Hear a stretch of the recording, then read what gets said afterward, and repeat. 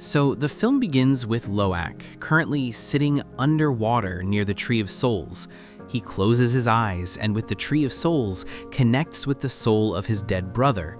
The two brothers begin to play together, and suddenly Loak's brother realizes that he's not playing in the real world. When he realizes that his brother has learned the truth, he tells him, "It's all my fault. I couldn't save you while saving Spider." Loak's brother becomes saddened by this, but then he tells his brother, "You shouldn't be sad. You did a better thing by saving Spider. We can meet with the Tree of Souls. We can talk, but Spider is human. If he were dead, you would never be able to talk to him." Here, we realize that in this world of Avatar, Pandora, everything is deeply interconnected. Any avatar who dies becomes a part of the soil and water of this land, never to be removed from it. The scene cuts to Jake. He's the leader of his tribe, currently deep in the ocean, retrieving a large quantity of guns and explosives from a destroyed human ship. Jake knows that the enemy will surely attack again, and the weapons they possess aren't advanced enough to withstand even the most cunning creatures like humans. They need weapons similar to humans to fight them. When he returns to the tribe with these weapons, the tribe becomes angry. They believe these weapons can only harm the Avatar. Then the leader explains to the tribe that these weapons can also protect them and prepare their people for war. Using these explosives, the leader now crafts some new arrows, which, in other words, make weapons even more advanced than humans. Meanwhile, we see Miles at the human base, hatching a new plan. He wants to venture into the unexplored areas of Pandora, the Avatar world, inhabited by the Fire Clan. Miles believes that by befriending the Fire Clan, they can quickly kill Jake's entire family and take over Jake's clan. Human soldiers are seen using satellites to locate Spider. Jake's clan believes Spider is human and can help them capture Jake. Meanwhile, Spider's real intentions are to save all of Pandora. Spider is also experiencing a strange fear. His oxygen tank is running low. He fears that if he dies, he won't be able to become a part of Pandora like the other avatars, and his soul won't survive there. Meanwhile, we are shown the arrival of the Air Clan in large air balloons. The Air Clan travels across Pandora in these large balloons, trading with other clans for food and drink. When these people arrive at Jake's clan, Jake makes a deal with them to let the Air Clan take Spider with them. While living here, Spider had difficulty breathing, but being in the air with the Air Clan will increase his chances of survival. Although Spider was unhappy with this decision, he couldn't help but give them his remaining oxygen masks and leave with the Air Clan members. Meanwhile, at the human base, we are shown that the humans, with the help of satellites, were still monitoring these people and noticed that the Air Clan had Spider with them. Miles is overjoyed to see Spider, his son. Before the humans can say anything, we see some avatars flying high above on terrifying monsters in the sky, attacking the Air Clan. These were actually members of the Fire Clan, who had never been friends with any other clan, always having animosity towards everyone.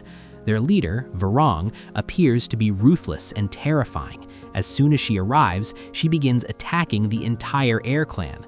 As soon as Jake and Neteyam of the Water Clan learn of this, they also come to the Air Clan's aid and begin killing the Fire Clan members with guns. Jake's other children try to save the Air Clan, and a fierce battle ensues. When Jake attempts to kill a fire avatar, his bullet accidentally hits an Air Clan balloon, causing it to burst. Before he can escape, he is engulfed in flames. He would have died, but he ran and jumped down. The balloon had also burned and fallen. Everyone had come down, but now there was another problem. All of Spider's masks were left inside the balloon that had burned. They decided to retrieve the masks.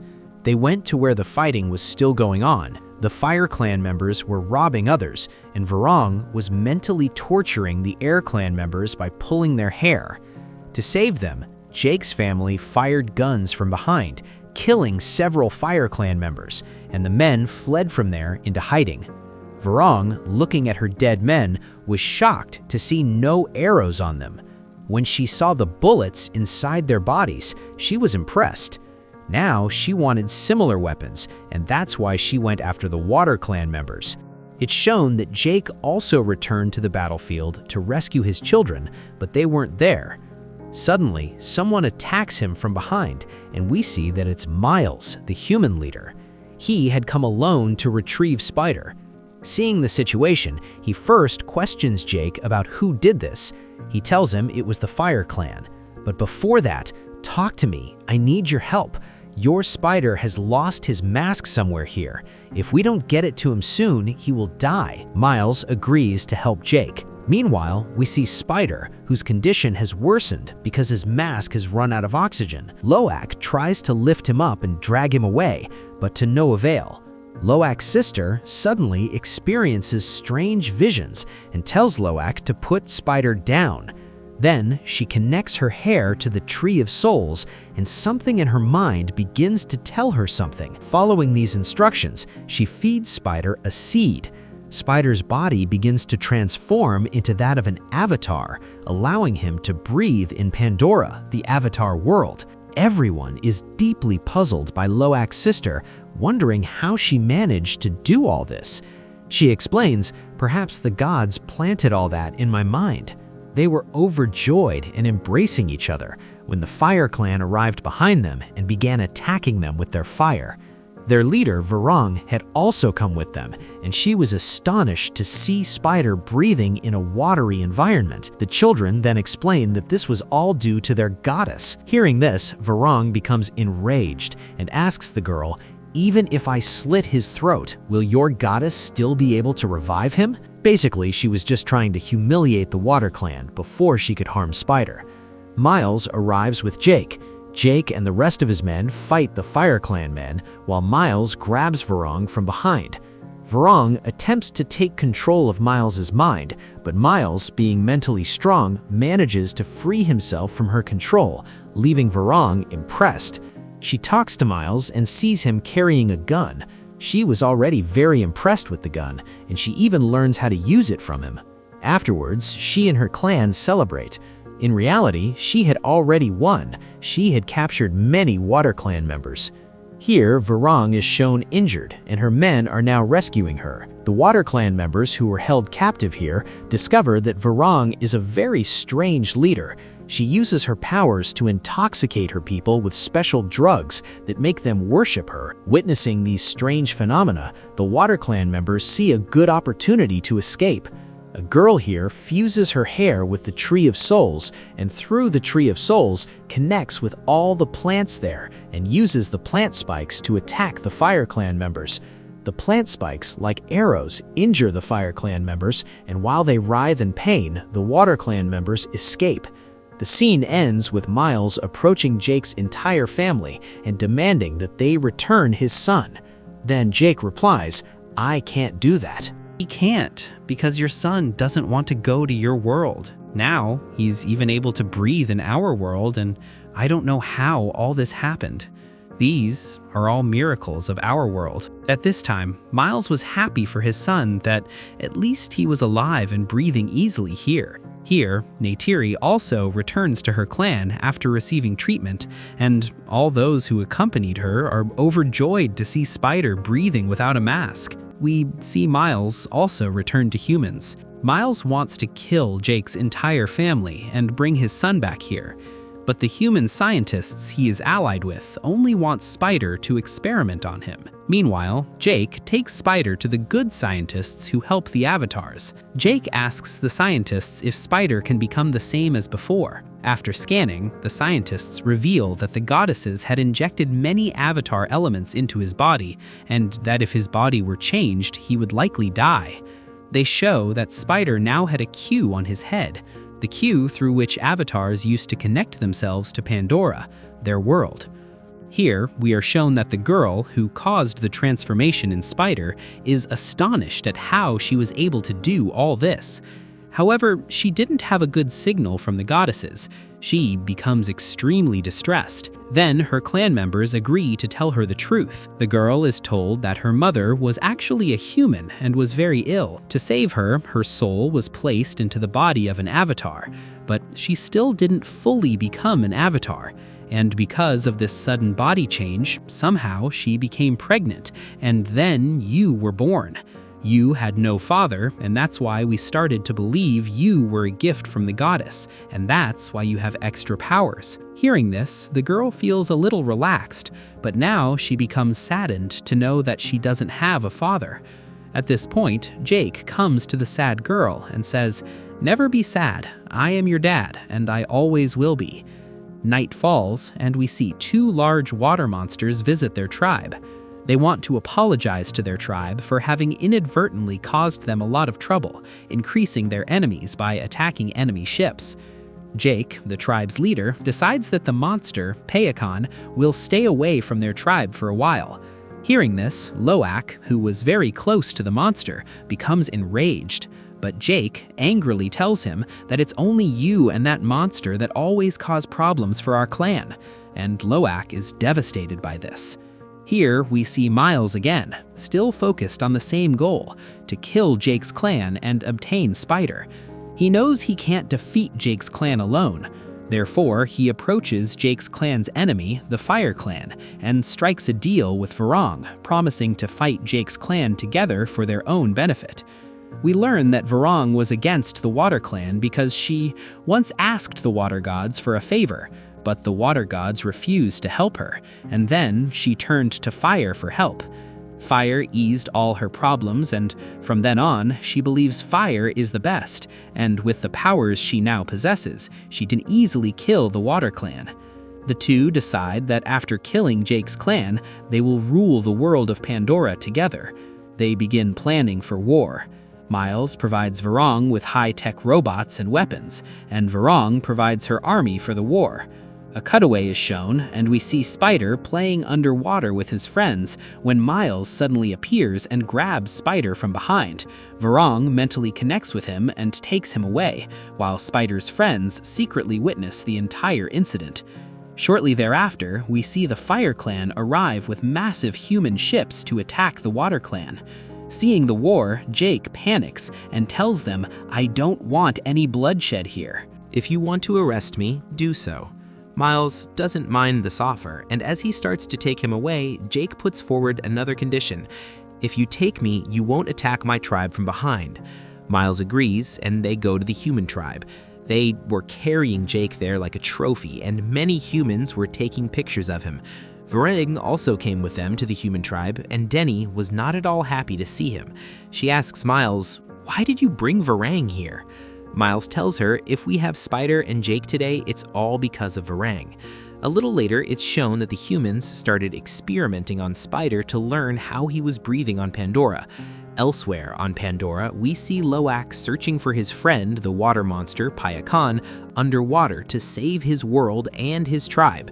But in the water, he is attacked by several bloodthirsty fish. But luck runs out when his friends arrive just in time and save him from them. Loak, still undefeated, resumes his journey and meets Payakan.